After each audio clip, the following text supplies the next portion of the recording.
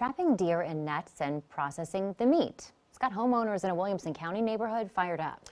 Those in Sun City protesting the practice claim the people in charge of the program are not being open about it. So they reached out to KXAN investigator Erin Cargile to get answers.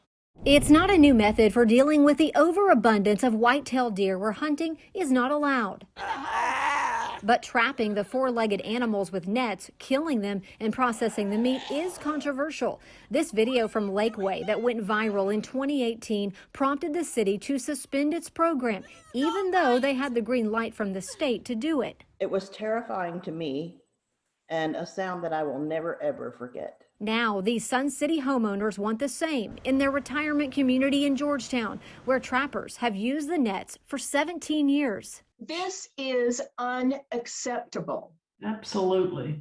It is inhumane. Who's paying whom? Who's profiting from this operation? It's our money, and we have the legal right to know where our money is being spent. Sun City's wildlife biologist told KXAN over the phone he does not know the cost, but says community leaders have been transparent and are open to considering other options. He called the program a success, netting 125 to 200 deer each year between January and March.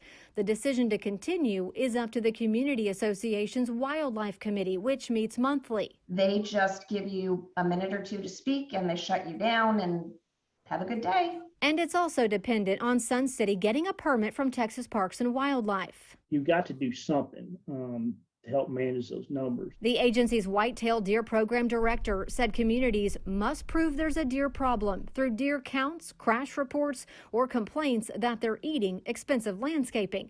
But ultimately, how to thin the herd boils down to what the humans around them deem acceptable. There's emotions, they run high, and we understand that. But ultimately, in the day, if folks will sit down and talk through things, I think they can work out solutions. Erin Cargile, KXAN Investigates. Sun City got back to us about an hour ago on the cost and said they pay about $40,000 a year for the program. Sun City says it donates the processed deer meat, which the state requires. Theirs goes to the San Antonio Food Bank and ministerial alliances. Texas Parks and Wildlife also says drop nets or using a corral to trap deer are the most common methods used in urban areas. But as you can see from this graph, it's not very popular, and the number of permits have gone down over the last 5 years. Sun City got one of only 8 permits issued to cities and communities across Texas in 2020. The agency also said the white-tailed deer population in Texas has nearly doubled since 2005.